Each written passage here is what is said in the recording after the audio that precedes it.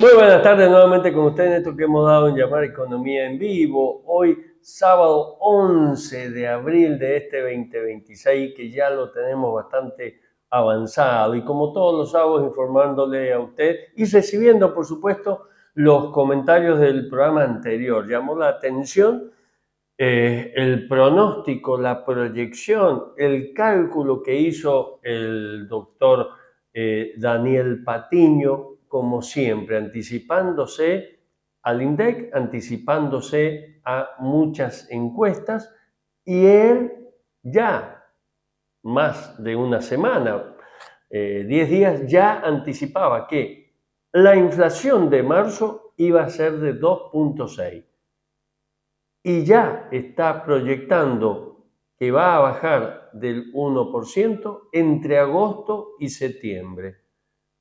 Entre agosto y septiembre de este año vamos a estar con una inflación del 0,9. Esas son sus proyecciones y siempre las acierta. Realmente, para tener en consideración estos gráficos y estos estudios y estos análisis del doctor Daniel Patiño. Realmente una excelencia en el tema del pronóstico económico. Algo que también fue muy emotivo y llamó mucho la atención, lo que compartió un amigo, un colaborador, un colega, como es el doctor Sebastián Fernández, un paraatleta, dado que hace deporte, pero por supuesto para discapacitados por manejarse en silla de ruedas. Y en este Ironman que hubo en San Juan participó en la natación normal, en el ciclismo con su handbike, es decir, bicicleta de mano, y en la parte pedestre en su silla de ruedas. Y realmente llegó, y lo cual es un triunfo para él y para todos nosotros que lo alentamos. Y la relación que hizo con la economía extraordinaria, porque para prepararse para una maratón, ni hablar de un triatlón, ni hablar de una super maratón, y en este caso el Ironman, hay que prepararse, hay que analizar, hay que desarrollar, organizar, coordinar distintos factores como con la economía. Y también llamó muchísimo la atención cómo de un siglo a esta parte, es decir, en 100 años, cómo hemos destinado el tiempo, la gente, la familia, los seres humanos. Antes destinábamos un cuarto aproximadamente a la familia, otro cuarto al trabajo, a la educación, otro cuarto a los amigos y el resto distintas atenciones. Ha variado totalmente. Ahora, 2/3, casi el 80% se destina online. Se lo perdió. Ahí le compartimos unos segundos.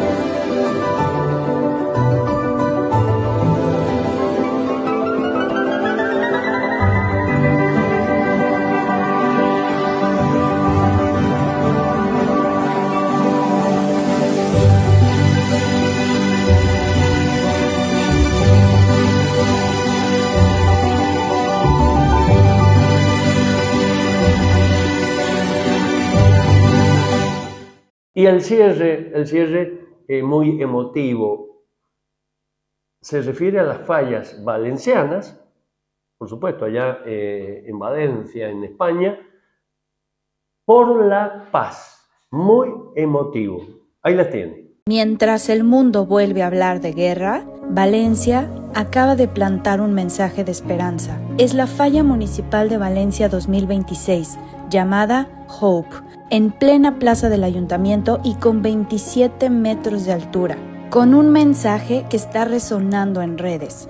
Diseñada por José Santaeulalia y construida por Alejandro Santaeulalia y Vicente Yasser, vemos a Charlie Chaplin vestido de soldado. La figura está inspirada en la película Armas al Hombro de 1918, donde Chaplin satirizaba la Primera Guerra Mundial. Él fue uno de los primeros artistas en denunciar la guerra desde el cine, y aquí aparece vestido de soldado, pero rodeado de mariposas, flores y colores. El contraste es el mensaje: un soldado con un fusil, pero rodeado de vida. Las mariposas simbolizan transformación y renacimiento, y en la base del monumento aparece una sola palabra: Hope, esperanza, como si Valencia estuviera recordando algo muy simple. Incluso en tiempos de guerra, la esperanza sigue volando. Y si quieres saber algo más, esta obra gigantesca que está hoy enviando un mensaje al mundo desaparecerá en unos días cuando se queme en la crema. Porque las fallas también nos recuerdan que incluso lo efímero puede dejar un mensaje eterno. En buena hora que estas fallas valencianas de este año, porque se realizan todos los años y siempre con un objetivo contra algún gobierno, contra la corrupción o a favor de otras cosas, en esta oportunidad, en este año, ha sido a favor de la paz. En buena hora que se logre la paz mundial. Y de cierre, por supuesto, nuestro homenaje al gran Charles Chaplin. Tomen un aperitivo y continúen con nosotros. Cada vez que un profesional firma, hay toda una institución que lo avala.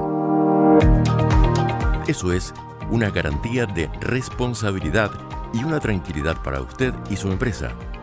Contrate siempre a un profesional matriculado. No cuesta más, vale más. Consejo Profesional de Ciencias Económicas de San Juan.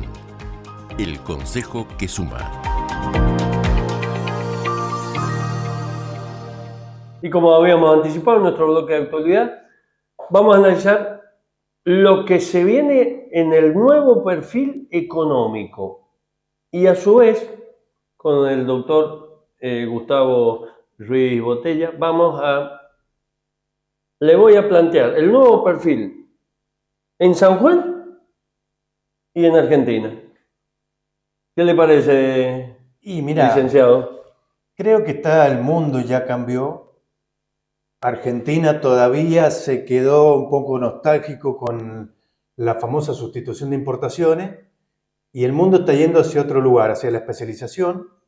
Vemos que hay países y continentes que están especializados en ciertos sectores y a cambio de eso, de esa producción que son fuertes, importan los otros productos que necesitan para satisfacer toda la demanda económica, ¿no? Muchas veces nos hacíamos problemas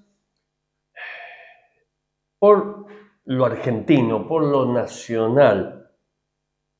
Entonces, ¿cómo vamos a importar algo que nosotros lo podemos hacer?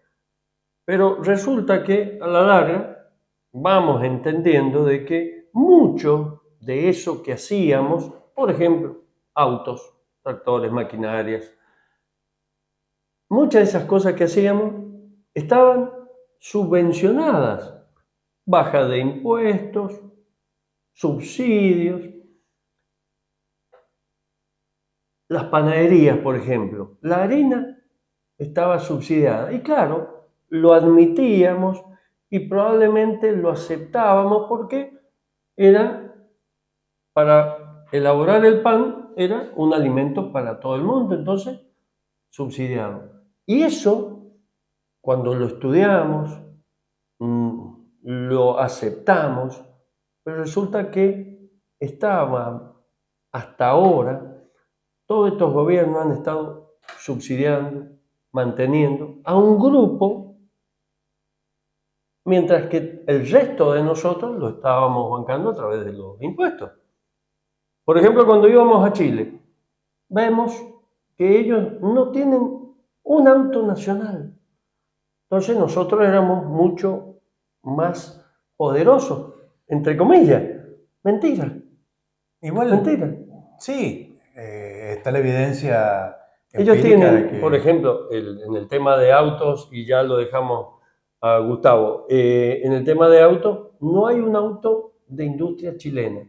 ¿Por qué? Porque ellos compran con sus productos, en los cuales son muy buenos en el mundo, con la apertura que tiene Chile, digna de imitar, y ellos adquieren del sudeste asiático, de Corea, de Tailandia, de China, de Japón, de Estados Unidos, marcas de autos que nosotros no las conocíamos. Sí, yo inclusive no tocaría a esas industrias de las cuales vos nombraste porque a la larga se pueden modernizar. Por ejemplo, la industria automotriz en Argentina son filiales de las grandes automotrices mundiales.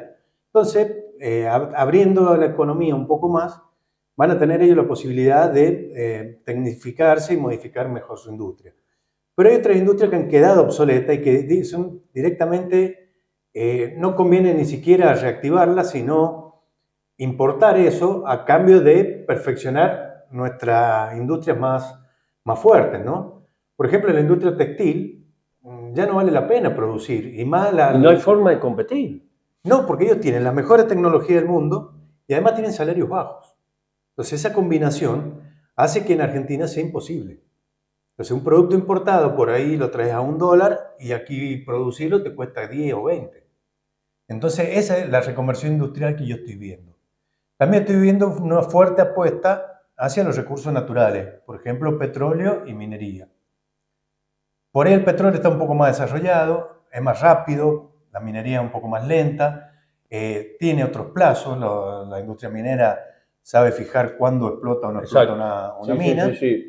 Décadas, años sí. Y décadas. En cambio, el petróleo es más para hoy que para guardar. Entonces, vemos que hay una aceleración mayor. Pero sí hay una apuesta fuerte a desarrollar esas industrias y lo que siempre hemos sido fuerte, ¿no? La agricultura y, bueno, las industrias más metalmecánicas y demás, que son las que se pueden tecnificar y mejorar su producción. Claro. De lo otro, que más que nada lo textil, la electrónica, todo lo que es la industria del plástico, todo eso va a venir, como lo estamos viendo, viene del sudeste asiático, China en primer lugar, y de algunos otros países que lo producen, la verdad que es muy barato, y la verdad, ¿para qué lo vamos a producir nosotros? Ellos tienen ya toda la tecnología y nosotros se lo podemos cambiar, volviendo un poco para que la gente se dé la idea, como si fuera en la época del trueque. Yo te mando soja y te mando tractores y vos me mandás teléfonos y ropa. Es un ejemplo que podría ser.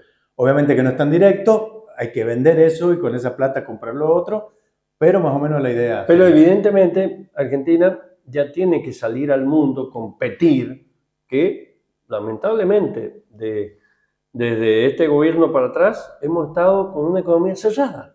Muy cerrada. Cerrada. Entonces, hemos perdido muchísimo crecimiento, en cierta medida, subsidiando muchas industrias, muchas actividades. Entonces, el título de este bloque, un nuevo perfil industrial, eso es lo que se viene. Tenemos que mejorar, competir con el resto del mundo, adaptarnos, crecer. Y lo que no sepamos hacer, comprarlo. Y lo que sepamos hacer, mejorarlo para poder vender más. Y a su vez, yendo al plano de San Juan, también se viene otro, diversificación, mucho más inversión en minería. Como dijimos al comienzo, lleva años y probablemente décadas, pero es lo que se viene.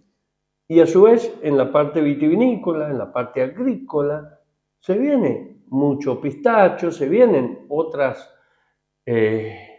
productos, y en la parte vitivinícola hay un menor consumo a nivel mundial y eso nos afecta. Pero en eso San Juan ya ha tenido un poquito el tomar la posta en diversificar. Claro, San Juan el primer productor de uva en fresco y de pasas de uva. Y de mosto.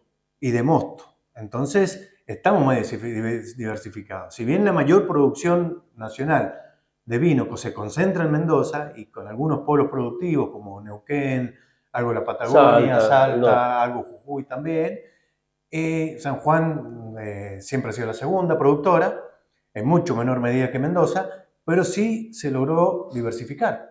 Entonces tenemos otras producciones de uva que no son solamente para destinar a la producción de vino. Claro, entonces lo importante es que advirtamos eso a la comunidad, a los empresarios, para que vayan orientándose de esta forma, y nosotros, los profesionales en ciencia económica, también para que vayamos aprendiendo para asesorar lo mejor posible. Sí, igual con el tema minería, una vez que ya arranque todo este boom minero, ¿no? Si bien ya hay minas en producción, pero según se dice que el nivel va a ser mucho mayor. Exacto. Hay que propiciar, pues, desarrollar todo lo que es las industrias que tienen que ver con proveer insumos a la minería. Yo creo que por ahí puede venir la mano, donde tenemos que ser industrias y servicios mineros. Ahí es donde hay que apuntar para que el desarrollo de la provincia vaya de la mano de este desarrollo minero y no que estos servicios los terminen prestando gente de otra provincia o de otro país. Exacto.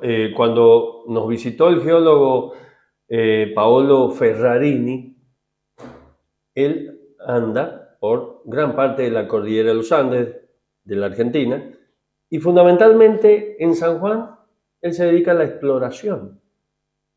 Y nos comentaba gráficamente de que la cordillera nuestra parecía un queso gruyère por la cantidad de perforaciones que le están haciendo para analizar todo el mineral que tenemos, no solo oro, plata, cobre, litio y demás.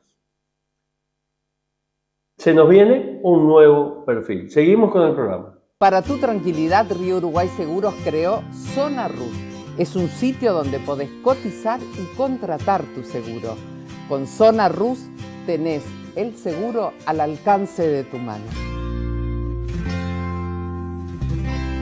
Y en el bloque de fechas importantes debemos destacar que un 12 de abril del año 1903 nace Jens Tinbergen, primer premio Nobel de Economía, que hay que destacar. Justamente nace en La Haya y realizó sus estudios en la Universidad de Leiden, doctorándose en física. Sí, allá, física, miren, para ser premio Nobel en Economía. Y a su vez especialista en econometría. Fue el primero en introducir los procedimientos de econometría en la economía. A Jens Tinbergen se le otorgó el premio Nobel en el año 1969, que es cuando empiezan a otorgarse los premios Nobel de economía, siendo que a principios del siglo se empezaron a otorgar el resto de física, de medicina, de paz y de química.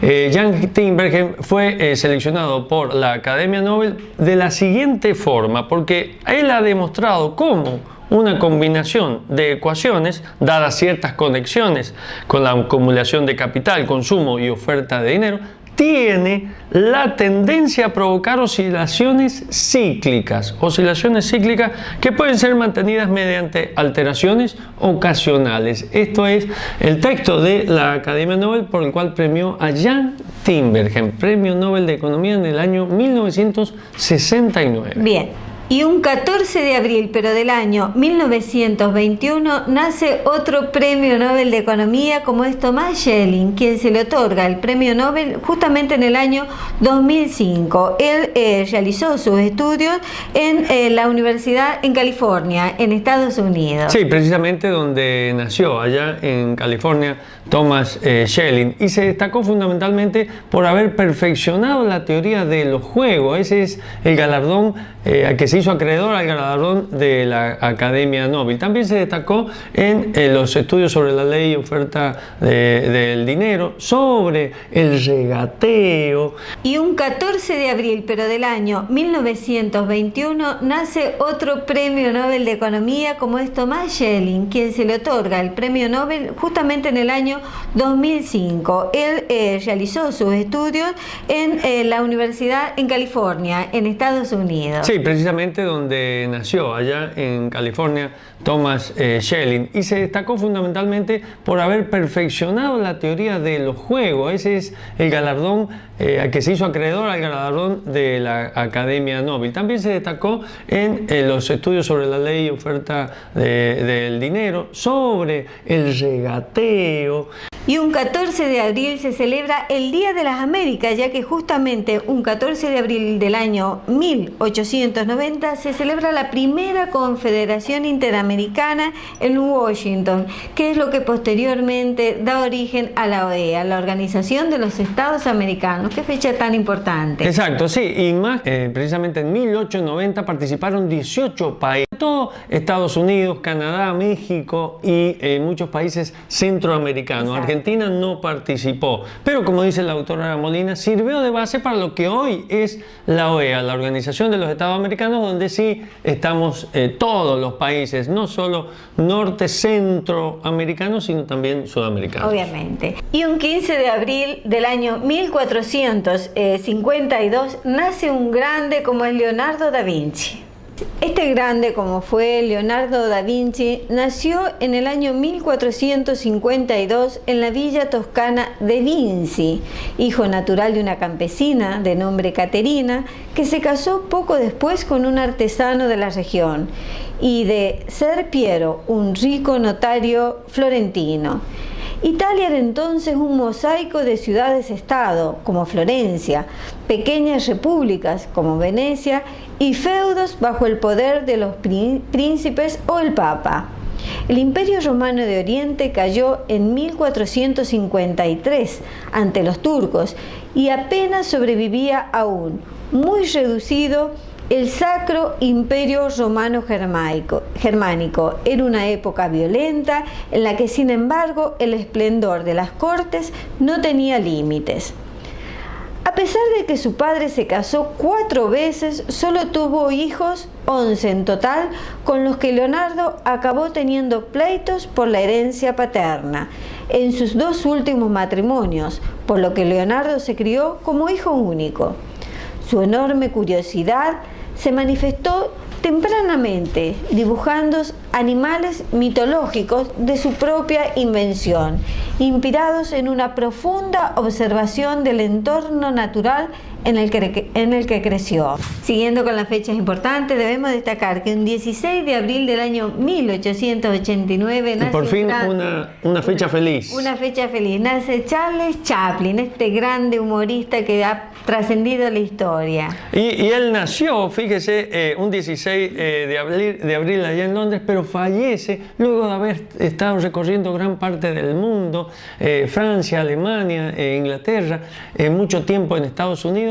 Muere en Ginebra, en Suiza, con 88 años, un día de Navidad, un 25 de diciembre de 1977. Y también un 16 de abril, la misma... Ahora, no una fecha... No tan agradable. Una fecha triste, pero sí, bueno, que hay que concientizarse. Sí, se celebra el Día Mundial contra la Esclavitud Infantil, sí, contra la esclavitud.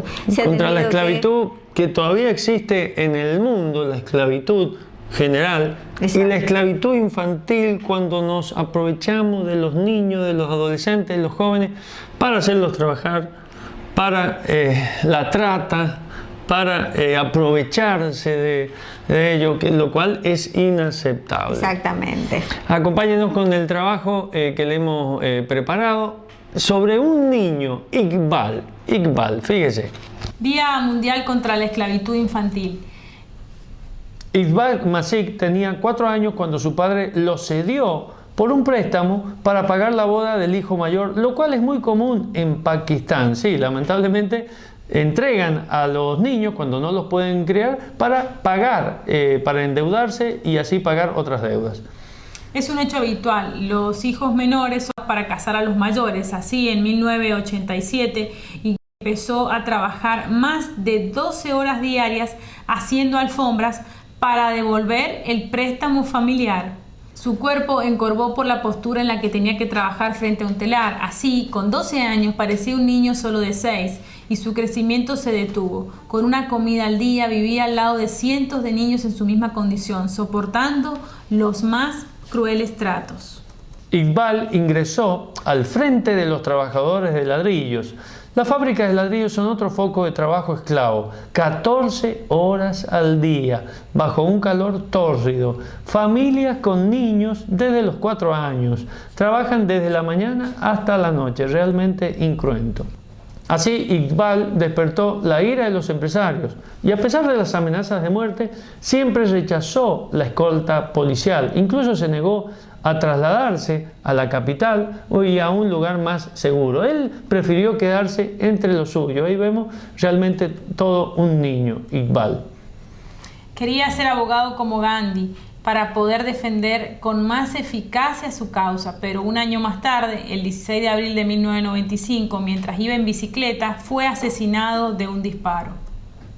En memoria de Iqbal, se instituyó el 16 de abril como el Día Internacional contra la Esclavitud Infantil. Los domingos, con Diario de Cuyo, toda la actualidad y los suplementos con los temas que a usted le interesan.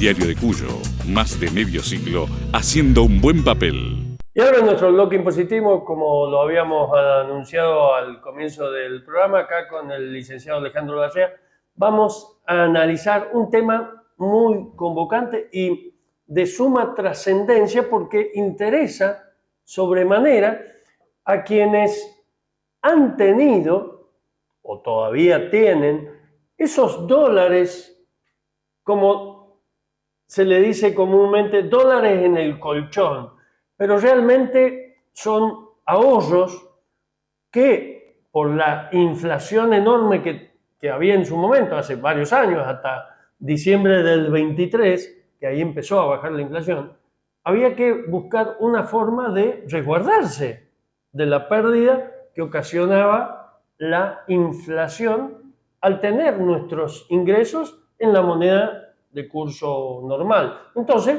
muchos de nosotros, el sobrante, el ahorro, lo invertíamos en divisas, oro, pesos chilenos, cuando teníamos que viajar a Chile, en euros, para el que tenía que viajar a Europa, en algunas alhajas, en algunas joyas, para resguardarnos de la pérdida. Entonces, el gobierno de Milei ha sancionado este sistema referido a beneficiar a quienes han tenido esos fondos en el colchón, en la caja de seguridad, en el exterior y demás. Así que el licenciado Alejandro Larrea.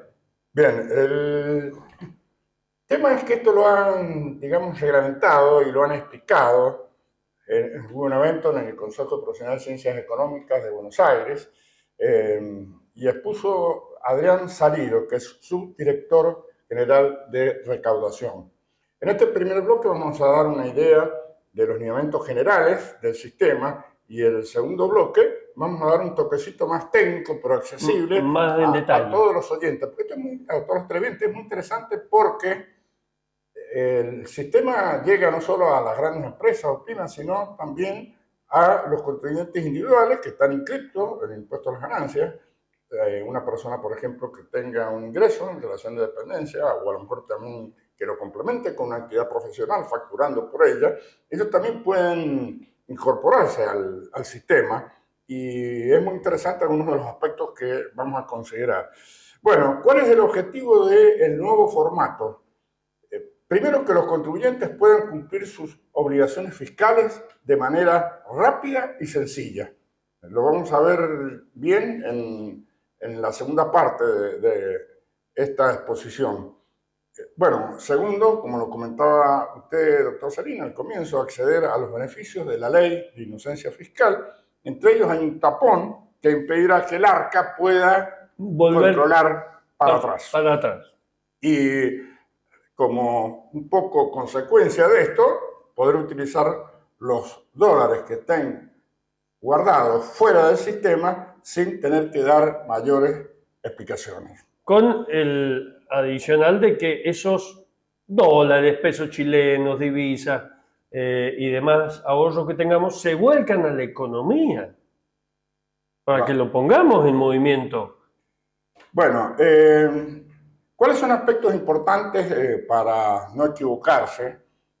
Esto lo recalcamos siempre consultando con el profesional de ciencias económicas, pero es interesante que cada uno de nosotros, más allá de su actividad profesional específica, conozca algunos detalles que son muy importantes. Por ejemplo, esto es fácil de recordar y, digamos, de cumplir. Hay que presentar y pagar la declaración jurada en los plazos estipulados para poder acceder al sistema.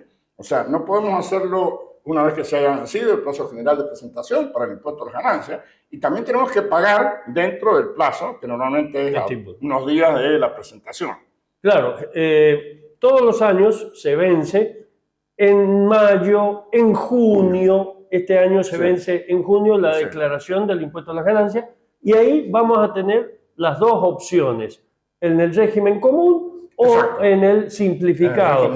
Usted lo va a escuchar por bastante tiempo y va a ver las siglas RSG, Régimen Simplificado de Ganancias. Bueno, otra cuestión interesante es que vale también para la declaración jurada del año 2025, porque a veces uno puede pensar, bueno, como estamos hablando del 2026, va a empezar a regir para este año con la declaración que se presenta en el 2027. No, vale para el 2025. Claro, vence ahora en junio la del 25 y de ahí seguimos para adelante. Claro, entonces cuidado porque hay algunos que puede haber adherido al sistema pensando en el 2026, eligieron ese periodo cuando entran a la página de ARCA, bueno, tendrían que desistir y optar para el periodo fiscal 2025 si es lo que desean. Claro, el 26 va a estar venciendo el año que viene. Hay otra cosa interesantísima. Hay otro tema que en su momento lo comentábamos acá. No solo teníamos la duda, porque la ley decía que no se podía hacer, no teníamos duda respecto a la implementación en la práctica, sino que lo considerábamos de alguna manera injusto, porque si queremos producir blanqueos en el dinero que la gente tiene escondida en algún lugar en la casa o en una caja de seguridad, nos parecía poco razonable no incluir también la posibilidad de incorporar bienes o ingresos del exterior. Eso estaba prohibido por la ley, ahora lo vino a aclarar que todo tipo de renta de fuente extranjera puede ser declarada en el régimen simplificado. Claro, todo. Es muy, muy conveniente, bueno, aquellos que me escuchan, tratar de adherir entonces al sistema. Y otra cuestión, en su momento, la ARCA alargó esto el año pasado, el gobierno, y había como una preinscripción. No se inscribieron muchos, pero ahora, específicamente para instrumentarlo en el momento que venza, hay que hacer una declaración específica y terminante de que nos incorporamos, sin perjuicio de lo que habíamos dicho antes. Bien, ojo con esto. Hay que ratificar. Bien, el formulario lo va a prever así, pero es importante tenerlo en cuenta. Bueno, acá, ¿cómo ha cambiado las épocas, doctor Salinas, que sumábamos con una máquina de calcular los ingresos, las facturas, los egresos? Ahora el ARCA va a ofrecer... Ya viene todo... La información que tiene ahora.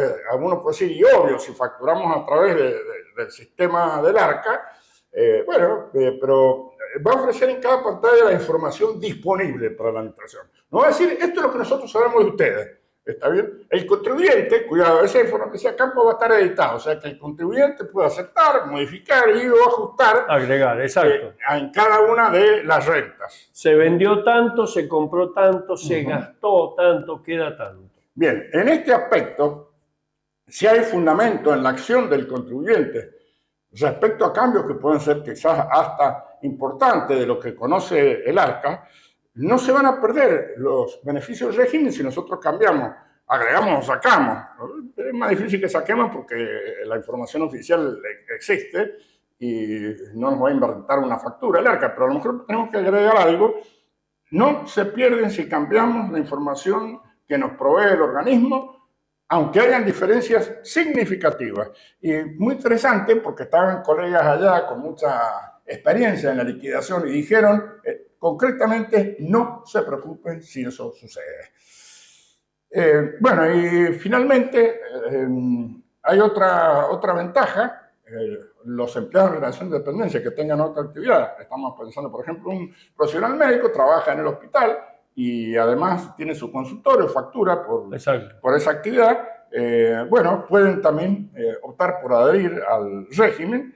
Bueno, y finalmente se puede desistir de este nuevo régimen en cualquier momento sin darse de baja, por supuesto, del impuesto a las ganancias. Quedará simplemente con la caracterización específica, sin la caracterización específica de ganancias del régimen simplificado. No, así que tiene muchísima ventaja y permite modificar, agregar, porque siempre hay cuestiones un poco grises que quedan ahí para aclarar. Si hay algo, esto lo dice Arca específicamente, si hay algo de gran magnitud que sea con diferencias muy significativas, sí va a tener una inspección, un requerimiento para que se aclare.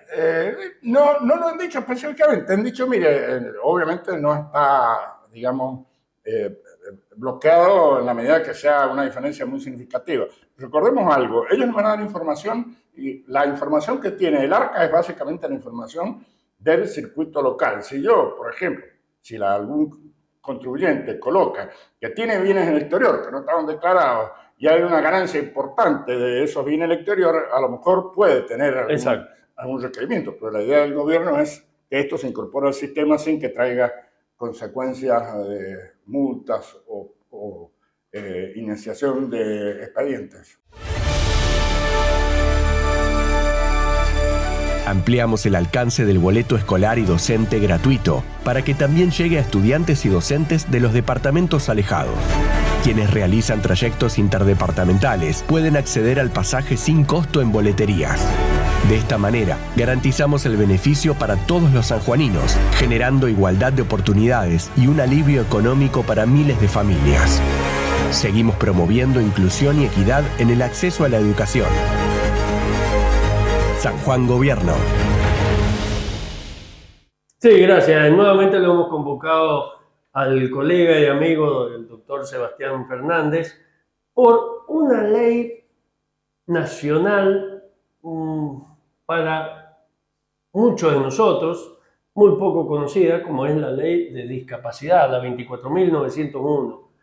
Y acá el doctor Fernández se ha encontrado con ciertas falencias, inclusive desde su accidente que empezó a incursionar en estos temas, presentó un proyecto, o varios, en la Municipalidad de la Capital. Así es, ¿cómo están?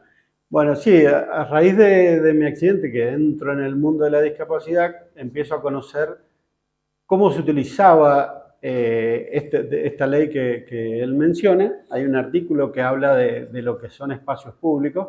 Entre eso está el manejo de los estacionamientos destinados. La ley nacional dice claramente destinados a personas con movilidad reducida. Movilidad reducida, ¿qué quiere decir? Es una persona que no puede trasladarse más de 50 metros sin tener que parar a descansar. No necesariamente estamos hablando de lo que es silla de ruedas, que sin duda es movilidad reducida. Hay personas que tienen que caminar con un tubo de oxígeno, que me ha tocado verlo, porque se agitan al caminar, tienen determinada enfermedad o problemas pulmonares que requieren un oxígeno, necesitan descansar, necesitan trasladar un oxígeno. Entonces se me ocurrió hacer una ley. Un proyecto. Claro, yo no soy ni concejal ni diputado ni nada, pero bueno, las ordenanzas o las leyes nacen de ellos o de sus asesores, qué sé yo. Yo en el caso mío no soy asesor de ninguno, pero sí se me ocurrió hacer, arranca con un proyecto de ordenanza, porque esto parte para lo que es el Consejo Deliberante de la Municipalidad de la Capital, que es la encargada de la gestión del manejo de los estacionamientos para personas con discapacidad. Acá en San Juan está mal interpretado ese artículo, donde tratan justamente personas con discapacidad en general. Quiere decir que si hay una persona que no puede hablar, que es mudo, tranquilamente puede caminar 20, 30, 40 o 50 cuadras lo que pueda. No necesita utilizar un espacio que está destinado para darnos un hándicap por justamente la movilidad reducida y estar ubicado estratégicamente cerca de lugares donde uno necesita ir. Bien sea centro cívico, que va a hacer algún trámite, bien sea la peatonal, porque se quiere ir a tomar un café, quiere ir a comprar ropa o lo que necesite, o bien sea un hospital, un sanatorio, una clínica o algún otro organismo del Estado que requieran que sea continuo el ingreso de personas con discapacidad. Entonces acá está mal interpretado, no utilizan para movilidad reducida solamente, sino que lo utilizan en general. El proyecto de ordenanza trata justamente de eso, de limitar solamente a como dice la ley nacional, acogerse a la ley nacional, no es ni más ni menos. Dejar de que sea tan en general, sino que sea más en particular. Le agregué yo una parte para las mujeres que están embarazadas. Normalmente se enteran a los 3 meses. Yo les dije en el proyecto un carnet rosadito que dure 10 meses, porque no solamente la mujer tiene a su bebé en la panza, sino que cuando nace también lo tiene que trasladar entre carritos y bolsos y un montón de cosas. Entonces también darle una ayuda y a los 10 meses se le vence y listo. El proyecto en sí también trata de cambio del uso de la oblea o de la forma de la oblea. Deja de ser una oblea porque está destinada o está vinculada a las patentes, a los dominios de los rodados. Y el pobre rodado no tiene una discapacidad, la discapacidad la tenemos nosotros. Entonces yo lo modifico y lo uso como un carnet, como el carnet de conductor, que eso uno lo puede llevar en la billetera. Porque de esa manera vos me podés pasar a buscar en tu vehículo para ir a tomar un café. Entonces yo lo dejo en el tablero de tu auto y nos podemos estacionar ahí, porque vos vas, o yo voy con vos, o vos vas conmigo, que yo requiero de ese lugar para estacionar. Y tu auto no tiene nada que ver, pero sí nos podemos estacionar porque el carnet nos habilitaría. En vez de la oblea, porque la oblea me limita a que yo te pase a buscar en mi vehículo. Claro.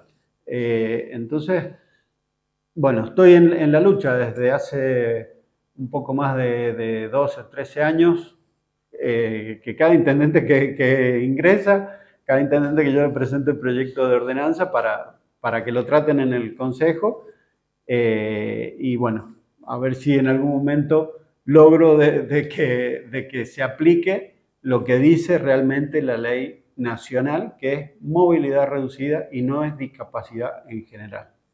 Realmente es interesante analizar este tema por las diferencias entre cualquier discapacidad a la movilidad reducida. Y sí, porque discapacidades hay miles. Te puede faltar un ojo, tener una discapacidad, pero no tener problemas para caminar. Realmente interesante. Bueno, veremos como medio de prensa si podemos influir en este tema para que lo traten los concejales del municipio de la capital. Así es, cruzamos siempre los dedos. Le agradecemos al doctor Sebastián Fernández. Seguimos con el programa. Los domingos, con Diario de Cuyo, toda la actualidad y los suplementos con los temas que a usted le interesan. Diario de Cuyo, más de medio siglo, haciendo un buen papel. Como debemos anticipado, en nuestro bloque tecnológico nos vamos allá, a Asia. Nos vamos a esa gran nación como es China, que no deja de sorprendernos y ahora nos presenta el puente más alto del mundo. Supera los 600 metros de altura y une realmente dos carreteras con 3 kilómetros de largo en el sur de China específicamente. Quienes conocemos algo de nuestros paseos, el famoso tren a las nubes allá en Salta llega a los 300 metros de altura, que es conocido como el tren de la Polvorilla y que une Salta con Chile. Realmente es impresionante, pero bueno, es la mitad prácticamente con este tren en China. Acompáñenos con lo que le hemos preparado. China acaba de finalizar la estructura del puente Huajiang Canyon, una de las obras de ingeniería más impresionantes del mundo, ubicada en la provincia de Guizhou, en el suroeste del país. Con una longitud total de 2.890 metros y un vano principal de 1.420 metros, se destaca como el puente más alto del planeta, con su tablero a 625 metros por encima del fondo del cañón Huajiang. Esta obra monumental, que forma parte de la carretera G56 y atraviesa un terreno extremadamente desafiante, promete transformar la región, reduciendo un trayecto de 70 minutos a solo 5 minutos de viaje. Con un costo de construcción de impresionantes $280 millones, el puente es una verdadera maravilla de la ingeniería moderna, enfrentando montañas, valles y condiciones climáticas severas para conectar ciudades e impulsar el crecimiento económico de Guizhou. Continúa en el vídeo para conocer todo sobre otra increíble obra de China, como los desafíos y las innovaciones que se implementaron para llevar a cabo esta mega estructura.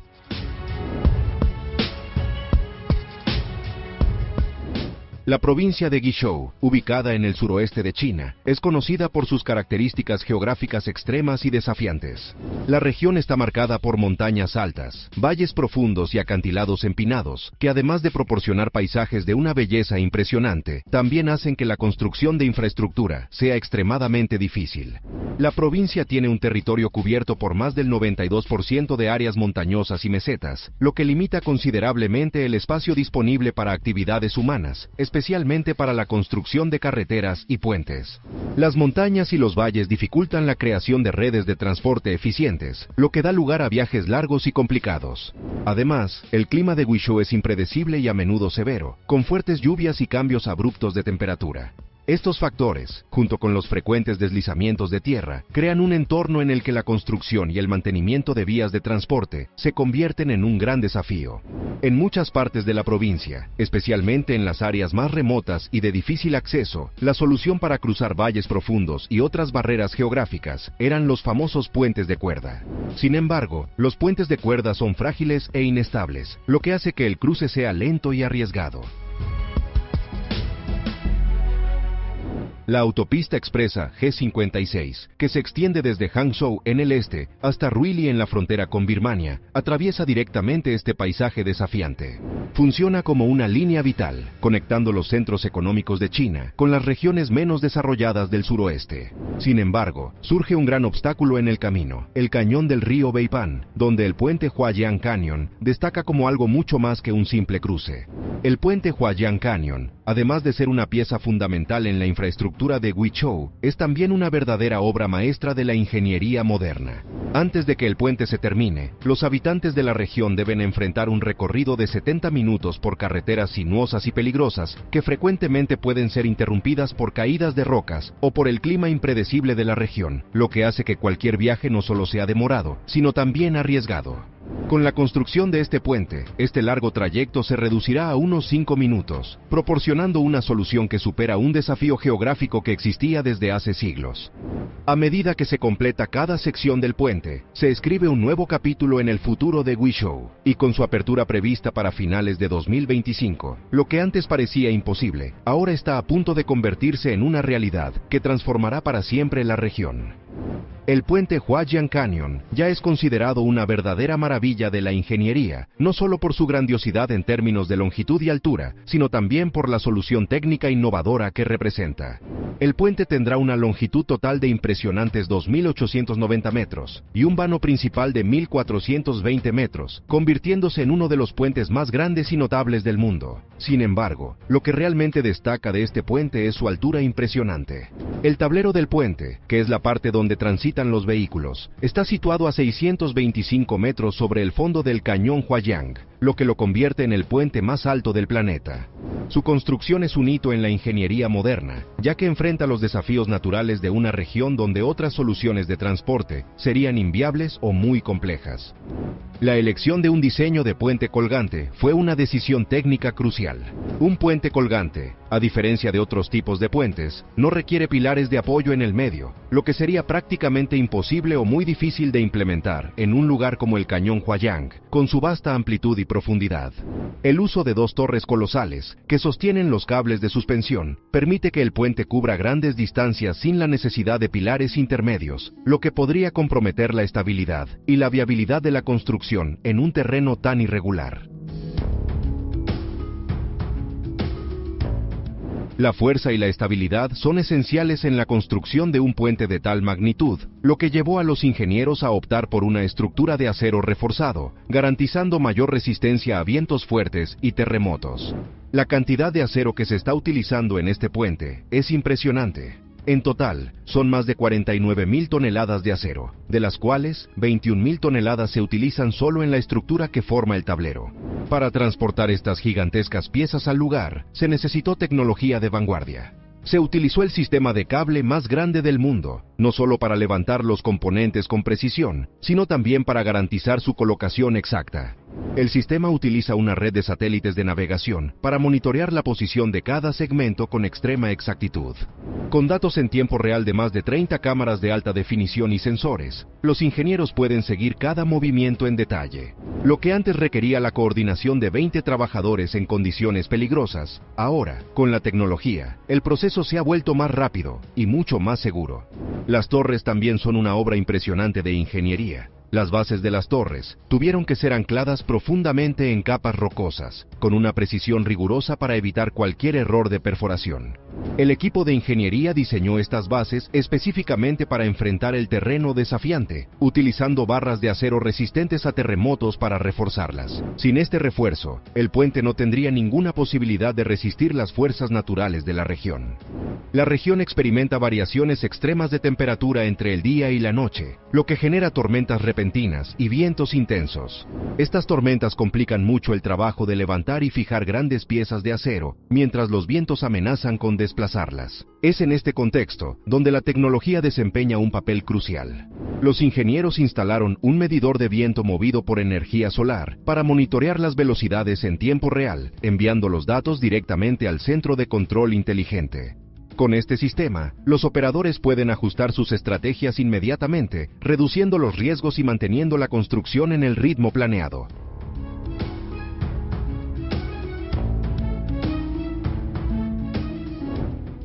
A pesar de los desafíos constantes, el puente Huaiyang Canyon es una verdadera demostración del ingenio humano. Su verdadero impacto está en transformar la vida de las personas, reduciendo el tiempo de viaje por el cañón de 70 minutos a solo 5 minutos. Las aldeas que antes estaban aisladas ahora tendrán una conexión directa con las principales ciudades, creando nuevas oportunidades económicas y estimulando el crecimiento regional. La provincia de Guizhou ya tiene un historial de grandes puentes que destacan por sus dimensiones, como el puente Beipanjiang y el puente Pingtang. Casi 50 de los 100 puentes más altos del mundo están en la provincia de Guizhou. Sin embargo, el nuevo puente Huaiyang Canyon es increíble debido a su impresionante altura de 625 metros. Esta increíble altura es lo que hará que el puente, además de facilitar los viajes, se convierta en una gran atracción turística, trayendo visitantes para contemplar las bellezas naturales a su alrededor, como la cascada Huangguoshu y el Wangling Fossil National Geopark. Con planes para actividades como deportes extremos, pasarelas de vidrio e incluso observación de estrellas en la cima de sus torres, el puente se convierte en algo más que un cruce. Es una experiencia única. Su conexión con la carretera G56 abrirá nuevas rutas comerciales, uniendo negocios de China con el sudeste asiático. Esta infraestructura impulsará el turismo, atraerá inversiones, fomentará el crecimiento industrial y creará empleos en una región que antes enfrentaba dificultades económicas. Superando los desafíos del terreno accidentado de Guizhou, esta infraestructura de $280 millones es un ejemplo de lo que se puede lograr cuando la ambición se une a la innovación. Si has visto el video hasta ahora, ¿Qué opinas de esta impresionante obra de China que rompe otro récord mundial? Escribe tus opiniones en los comentarios abajo. Si te gustó el video, solo te pido que dejes tu me gusta y te suscribas al canal si aún no lo has hecho. Muchas gracias por ver el video y hasta la próxima. Y ahora nuestro cierre es en homenaje a ese gran cómico y gran ciudadano del mundo como fue Charles Chaplin. Charlie Chaplin vivió hasta los 88 años. Dejó 4 dichos sobre la vida, entre las cosas más bonitas que he escuchado. Número 1. Nada dura para siempre en este mundo, ni siquiera nuestros problemas. Número 2. Me gusta caminar bajo la lluvia porque nadie puede ver mis lágrimas. Número 3. El día más desperdiciado en la vida es el día en que no nos reímos. Número 4. 6 de los mejores médicos del mundo son el sol, el descanso, el ejercicio, la dieta, la autoestima y los amigos. Manténlo durante toda tu vida y tendrás vida saludable y diversión. Si ves la luna, verás la belleza de Dios. Si ves el sol, verás el poder de Dios. Si ves un espejo, verás la mejor creación de Dios. Así que cree. La vida es como un viaje en el que todos somos turistas. Cada día es una nueva etapa, llena de experiencias únicas. No sabemos qué nos depara el mañana, así que es importante disfrutar del hoy. La vida es una obra de teatro que no permite ensayos. Por eso, canta, ríe, baila, llora y vive intensamente cada momento de tu vida, antes de que el telón baje y la obra termine sin aplausos. Y recuerda, nunca te olvides de sonreír, porque el día que no sonrías será un día perdido. Realmente, como decía Charles Chaplin, un día que pasemos sin reír es realmente un día perdido. Y lógico, la sonrisa levanta el espíritu y nos da pura vida. Nos estamos despidiendo. ¿Qué tenemos para el próximo programa? En el bloque de actualidad, algo que sale de lo común. Nos vamos a estar refiriendo a la moral como política de Estado. Siguiendo en el aspecto económico, ¿cómo influye la moral? Las buenas costumbres, la ética, a favor y en contra, si es buena, a favor de la economía. En el bloque minero, con un especialista en el tema, como es el doctor Daniel Patiño, nos vamos a estar refiriendo a la minería 5.0 con inteligencia artificial. Realmente un tema de sumo interés. En el bloque empresario, y celebrando el Día de la Innovación, nos vamos a estar refiriendo a la innovación con impacto, con un funcionario de la Secretaría Económica de nuestra provincia. Nacen varios premios Nobel de Economía, muere un grande como Albert Einstein, y vamos a estar refiriéndonos al Día Mundial de la Creatividad e Innovación, el Día Mundial de la Tierra y el Día Mundial del Idioma y el Libro. Y por supuesto, el cierre va a ser nuestro homenaje a Einstein. Y nos vamos a estar reencontrando el próximo sábado 18 de abril, acá, en Economía en Vivo. Muy buenas tardes.